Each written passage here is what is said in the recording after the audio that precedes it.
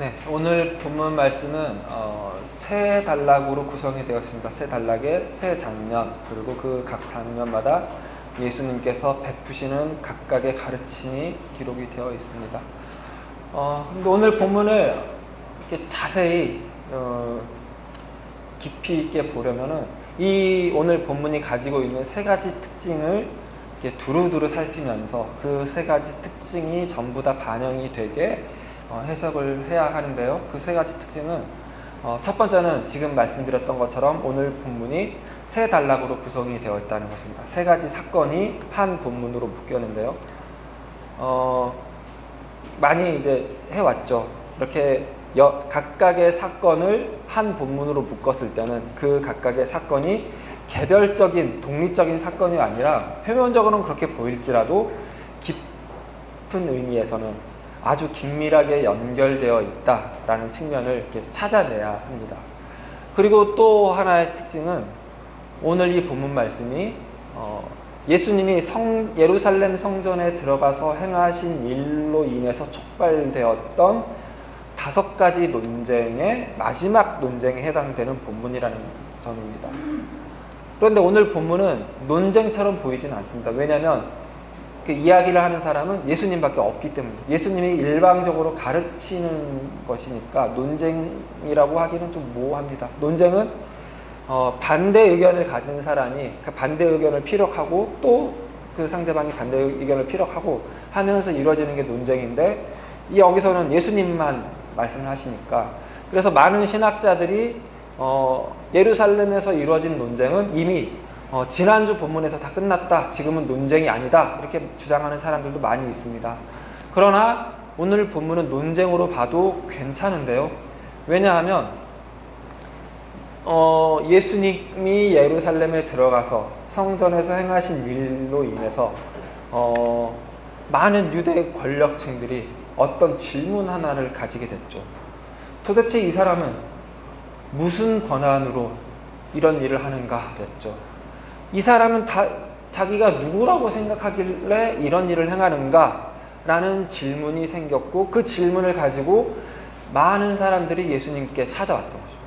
그러니까 앞에 있었던 4가지 논쟁은 그 질문을 가진 사람들이 와서 각각의 자기 나름의 기준에 따라서 그 질문을 던진 것이었죠. 그 질문에 대한 예수님이 답을 내놓으신 건데 오늘 본문은 그 질문에 대한 예수님의 최종적 답변인 셈입니다.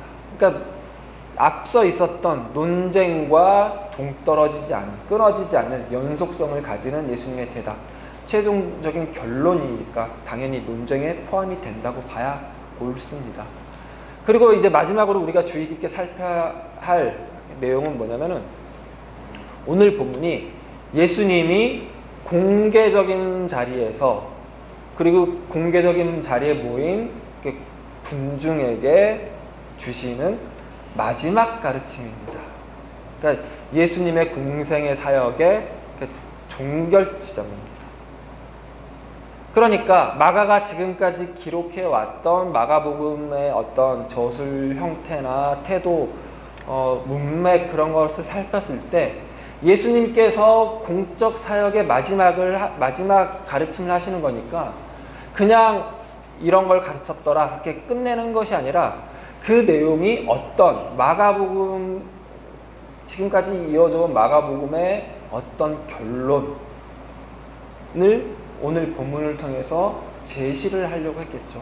그걸 오늘 본문에서 발견을 해야 제대로 본 것이라는 뜻입니다. 그런데 이 3가지를 살피지 않고 눈여겨보지 않고 오늘 본문을 보면은 그냥 개별적인 사건으로 개별적으로 일어난 3가지 사건으로 그 사건의 그 예수님의 가르침으로만 보면은 오늘 본문은 대단히 비난적인 모습이 이렇게 발견이 될 것입니다. 예수님이 서기관들을 이렇게 비난하는 것처럼 첫 번째 단락에서는 성경을 다 알지 못하고 그래서 그리스도에 대한 올바른 인식을 가지지 못한 서기관들을 비난하는 모습이 눈에 띄고요. 두 번째 단락에서는 그래서 이 성경도 제대로 알지 못하는 주제 밖에 나가서 과시하기 좋아하고 높은 자리에 앉기 좋아하는 서기관들의 겉과 속이 다른 모습, 외식하는 모습을 비난하는 것처럼 이렇게 보여지죠. 그리고 마지막 단락에서는 과부의 헌금과 대비되는 서기관들, 과부는 있는 것을 다 드리는, 자발적으로 헌금하지만 이 서기관들은 있는 것을 다 하지도 않으면서 어쩔 수 없이 정해진 11조가 됐든 12조가 됐든 율법이 정한 대로만 인색하게 내는, 그러니까 그런 표현은 안 나오지만 이 대비돼서 그런 모습이 이렇게 보여진다는 거죠. 이런 서기관들을 비난하는 것처럼 보이기가 쉽습니다. 그러나 지금까지 우리가 살펴봤던 마가복음에서 보여진 예수님 모습, 또 짧게는 예루살렘에 입성해서 있었던 논쟁에서 예수님이 보여준 모습은 결코 누군가를 비난하는 예수님이 아니었습니다. 논쟁을 할 때도 논쟁의 결론은 비난으로 끝나지 않고, 비난하기보다는 오히려 예수님이 당신의 고난받음, 버림받음, 죽임당함으로 예수님을 비난하고 죽이려고 하는 이들조차도 당신의 구원 안에 끌어안으시겠다는 뜻을 밝히셨죠. 건축자의 버린 돌이 모퉁이의 머릿돌이 되게 하시는 방식이 하나님의 일하심이고, 그 하나님의 일하시는 방식이 바로 당신의 삶이다 라고 계속해서 선언해 왔었죠. 그러니까 오늘 본문에서 서기관들을 비난하는 예수의 모습으로 결론을 내리면 안 될 것입니다. 그리고 오늘 본문을 이렇게 개별적으로 볼 때 가장 문제가 되는 것은 어쩌면 이렇게 외면하고 싶은 부분일 수도 있는데, 마지막 단락에 있는 과부의 헌금입니다. 과부는 둘의 돈만 헌금을 했죠. 우리 기준으로 하면 20원입니다. 가치가 20원이어서 그런 것이 아니라 렛돈은 당시 유대 사회에서 통용되던 화폐 중에서 가장 가치가 낮은 화폐단위였습니다. 그러니까 우리는 원으로 치지만 1원짜리 화폐는 동전은 없으니까 10원짜리를 거의 안 쓰긴 하지만 그래도 10원짜리가 있죠. 그래서 10원짜리가 이제 최소 화폐 단위니까 그거 두 개 20원입니다. 그러니까 지금 마가복음에서는 두 렛돈, 곧 한 고드란트 그랬는데, 고드란트도 이제 이건 로마 화폐 단위인데 가장 가치가 낮은 화폐 단위입니다. 근데 두 렛돈을 이제 한 고드란트로 바꿨으니까 이렇게 이제 표시를 한 겁니다. 과부가 20원을 냈는데 많은 부자들은 훨씬 더 많이 냈겠죠. 그런데 예수님이 보시다가 저 과부가 제일 많이 냈다, 전부를 냈기 때문이다, 이렇게 말씀을 하시죠. 이 말씀 때문에 대단히 이렇게 뭐라고 할까요? 압박을 받죠. 아니, 전부를 내야 예수님이 만족하신단 말인가? 그러나 현실적으로 전부 다 낼 수는 없죠. 그러니까 이걸 단순히 이 헌금 단락만 놓고 보면은 예수님이 그러니까 비율 문제를 따지는 것 같아요. 11조만 돼도 버거운데 이건 10조를 내라고 그러니까 말이 안 되잖아요. 그러니까 이 본문은 늘 언제나 누구에게나 불편한 본문으로 이렇게 남을 것입니다. 그러나 마찬가지로 예수님이 이 마가복음에서 계속 봐왔던 예수님이 10조 아니면 전부 아니면 치지 안 쳐줘, 그런 말씀하실 예수님은 아니겠죠.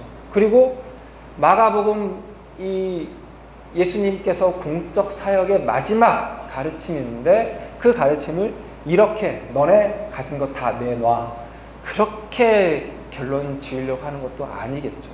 그러니까 오늘 본문은 이 세 사건을 유기적으로 아주 긴밀하게 연결된 이야기로 살펴볼 것이며, 그리고 이게 도대체 자기가 누구라고 생각하기에 이런 일을 행하는가 라는 질문으로부터 촉발된 논쟁의 결론이며, 예수님께서 마가복음 1장부터 시작해왔던 공생의 사역의 마지막 결론이라는 측면을 이렇게 이 본문에서 이렇게 이끌어내야 제대로 보는 것이 된다는 것입니다. 그러려면 먼저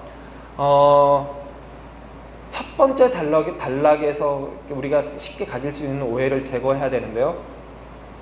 37절을 같이 다시 한번 볼까요? 37절입니다. 같이 읽습니다. 다윗이 그리스도를 주라 하였은즉 어찌 그의 자손이 되겠느냐 하시니 많은 사람들이 즐겁게 듣더라. 예, 서기관들도, 그리고 서기관들뿐만 아니라 당시 거의 모든 유대인들이 그리스도는, 메시아는 다윗의 자손 가운데서 나올 것이라고 생각을 했습니다. 그런데 그 다윗이 이렇게 찬송했던 시 가운데 그리스도를 다윗의 주님이라고 고백을 했습니다.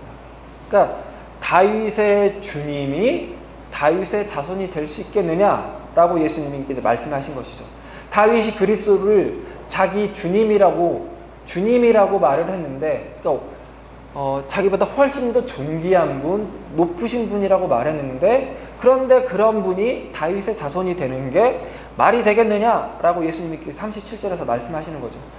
그런데 부인할 수 없는 사실 하나는, 확실한 사실 하나는, 예수님이 그 그리스도이시며 예수님이 다윗의 주님이신데 예수님이 다윗의 자손이 맞다는 것이죠. 그렇죠. 예수님이 분명히 다윗의 자손 가운데서 태어났기 때문입니다.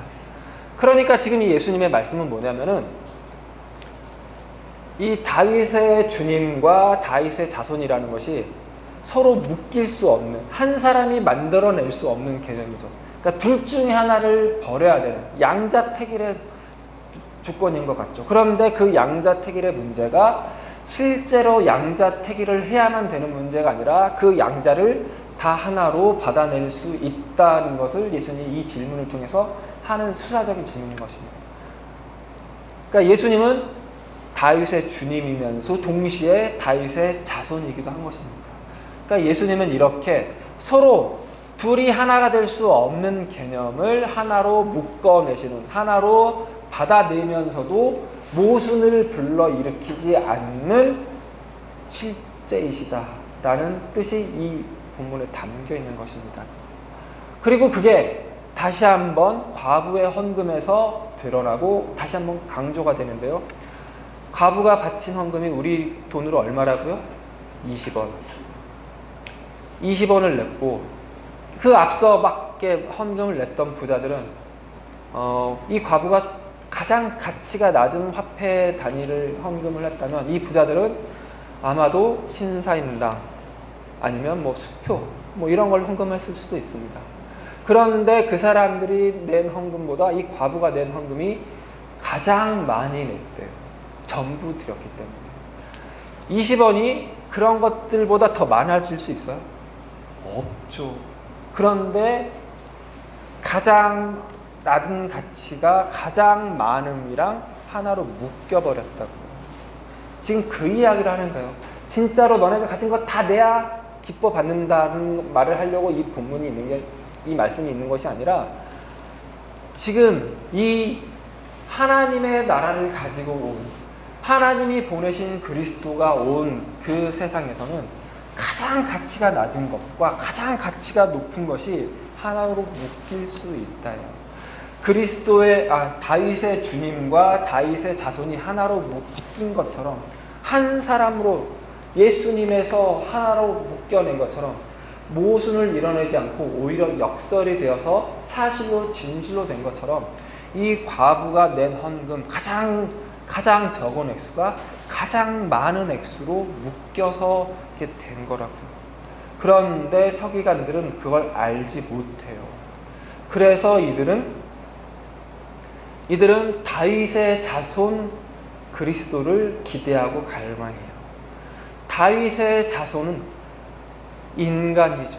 인간은 인간이 된 왕이에요. 그러니까 다윗의 자손 인간 왕을 그리스도로 대망하고 기다리고 있는 거예요, 서기관들이.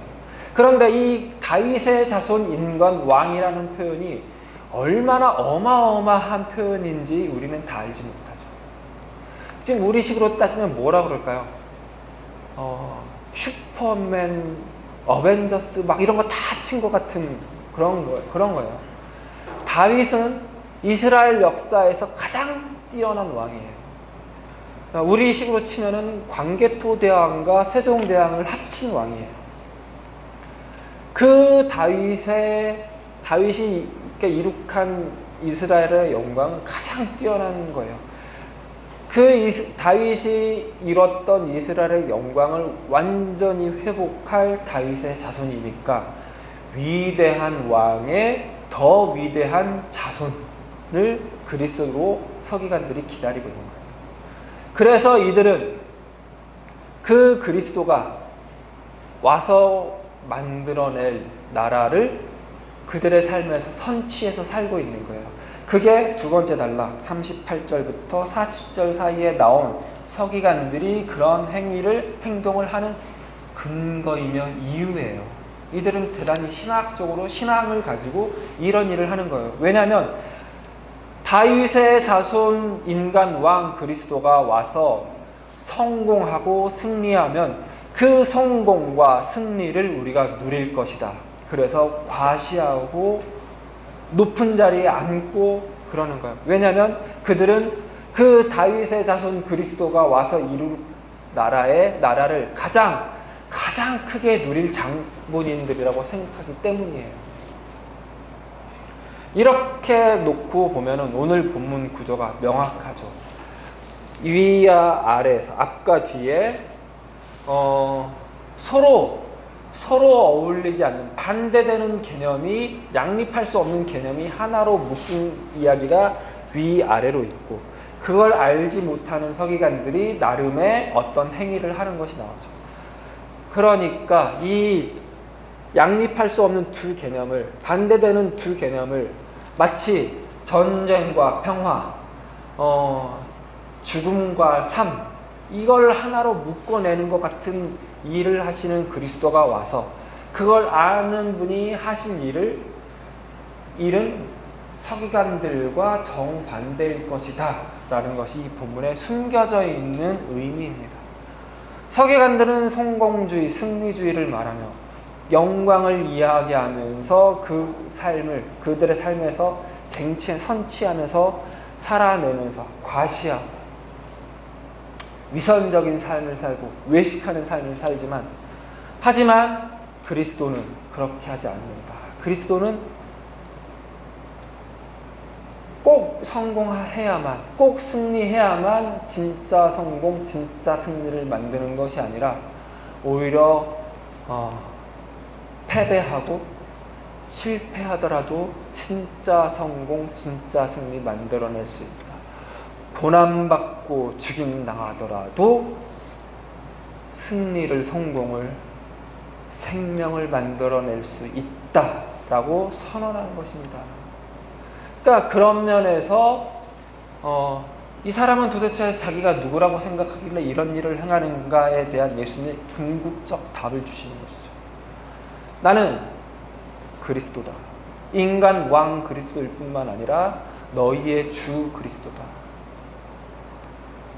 너희가 승리로만 성공으로만 만들 수 있다고 생각하는 가치, 하지만 그럼에도 만들어내지 못하는 가치를 나는 패배로도 실패로도 죽음으로도 만들어낼 수 있다 라고 선언하는 것이죠. 그리고 그게 복음이라고, 그 그리스도를 하나님이 보내셨다고 선언하는 것입니다. 예수님의 마지막 사역을 통하여 이 마가복음의 결론을 내는 것이죠. 그리스도를 보낸 하나님은 다만 한 인간 왕을 보내고 끝내는 것이 아니라 어떤 인간에게 권세를 주고 권위를 주고 네가 해봐라, 뒤집어봐라 그렇게 끝내는 것이 아니라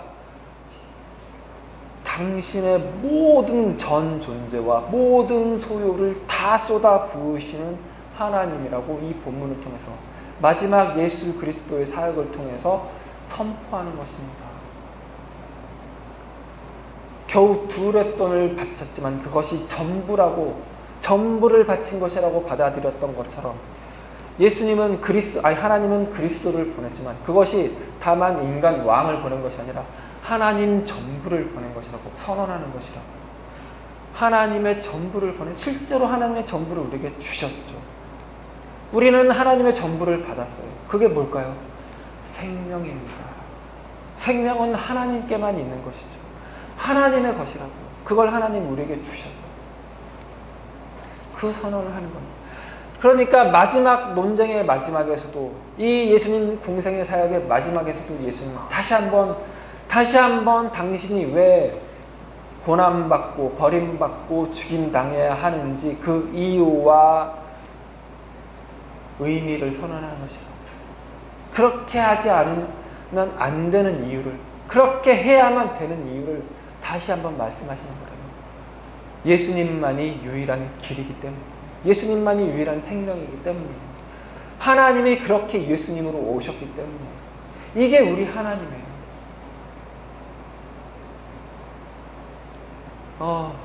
다시 한번 보세요.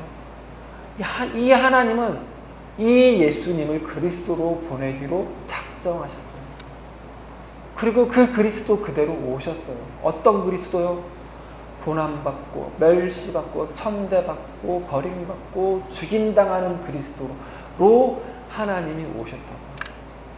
말 그대로 자기 전 존재와 모든 소유를 다 드리고 주신 하나님이라고. 그 하나님으로 인하여 우리는 하나님의 자녀가 됐고 하나님의 백성이 됐죠. 이게 여러분에게 힘이 되고 위로가 됐으면 좋겠어요. 사실 안 될 때가 더 많아요. 왜냐하면 진짜 줬으면 좋겠거든요. 우리 삶은 늘 결핍을, 부족을 느끼면서 살아가죠. 부족하죠. 뭐가 부족해요? 당장 떠오르는 건 우리 시대가 그러니까 돈, 재물, 그것뿐만 아니죠. 또 뭐가 또 부족해요? 지혜, 사랑, 또 건강, 시간, 부족한 거 투성이에요. 그래서 그 부족함이 느껴질 때마다 하나님 진짜 1억입니까? 그런 마음 들어요, 안 들어요? 저만 드는 걸로. 저는 그래도 목사니까.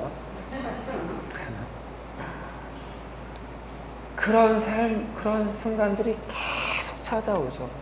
하나님 진짜 1억입니까? 이렇게 끝까지 모른 척 하깁니까? 진짜 나 죽어버립니다. 하나님한테 협박도 하죠. 그래도 달라지는 거 없는 것 같고. 그때 오늘 본문 말씀 기억하세요. 오늘 본문이 소개하는 하나님, 오늘 본문을 통해서 예수님이 알려주는 하나님 기억하세요. 당신의 모든 것을, 전 존재와 모든 소유를 주시는 하나님이라고 선포하고 선언하고 있다고 는 것을 기억하세요. 아직 하나님이 안 준 것 같지만 하나님이 안 준 게 없는 인생을 우리가 살고 있어요. 세상은 희소성의 가치를 따지죠. 희소한 것이 귀한 것이고 비싼 것이죠. 만약에 모든 돌이, 세상 모든 것이 황금색 반짝반짝하면 금은 가치가 없는 것이었을 것입니다. 그냥 흔하니까. 만약에 1년 내내 벚꽃이 피어있고 지지 않는다면 벚꽃놀이 가지 않을 것입니다. 1년 내내 피어있으니까. 그런데 벚꽃이 피는 기간이 짧으니까, 금은 얼마 없으니까, 그래서 가치가 있는 것이죠. 세상이 말하는 가치입니다. 그러나 하나님의 가치는 그런 희소한 것에 가치를 두는 것이 아니라 풍족한 것에, 많은 것에 가치를 둡니다. 왜냐하면 진짜 소중한 거고 진짜 가치가 있는 것이어서 하나님이 다 줘버린 것이죠. 그게 뭐예요? 생명이라는, 공기예요. 우리가 호흡하는 물이에요. 우리가 마시는 양식이에요. 우리가 먹는. 이게 원래 너무 흔해서 원래 있는 것처럼 느껴지죠. 아니에요. 하나님이 주신 거예요. 하나님이 너무 소중한 것이니까, 이거 없으면 우리가 살아갈 수 없는 것이니까 주신 것이에요. 그게 우리 하나님의 가치. 그러면서 하나님의 생명을 주셨다. 아침에 잠에서 깨어날 때마다 늘 하나님께서 우리에게 새로운 생명을, 새로운 하루를 주셨구나 하면서 감사함으로 시작하는데 익숙해지는, 연습해 나가는 우리 성도님들 되시기 바랍니다. 왜냐하면 그 하나님이 우리 하나님이니까. 그 하나님으로 인하여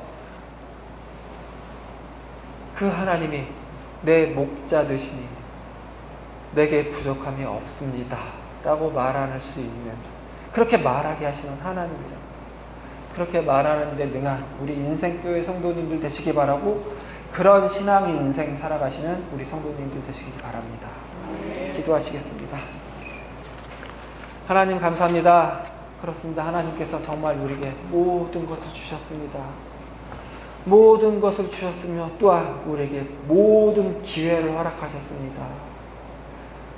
하나님께서 서로 하나 될 수 없는, 합해질 수 없는 두 개념을 하나로 묶으시는 분이시라는 거 오늘 본문 말씀을 통해서 우리에게 말씀하시니, 하나님, 우리가 실패도 두려워하지 않고 좌절하지도 않고 패배를 두려워하지 않고 정말 무엇이든지 시도하며 무엇이든 열심히 할 수 있는 우리가 되게 도와주시옵소서. 그리고 하나님께서 우리에게 모든 것을 주셨다는 사실을 늘 기억하며 살아가게 하여 주시옵소서. 하나님, 우리 삶 가운데서 발견되는 결핍이 궁극적인 결핍이 아니며 하나님께서 궁극적으로 우리의 목자가 되시며 우리 하나님이 되시며 우리의 왕이 되시니 우리는 결코 부족함이 없다고 노래하면서 살아갈 수 있는, 그렇게 고백하면서 살아갈 수 있는 우리가 되게 도와주시옵소서.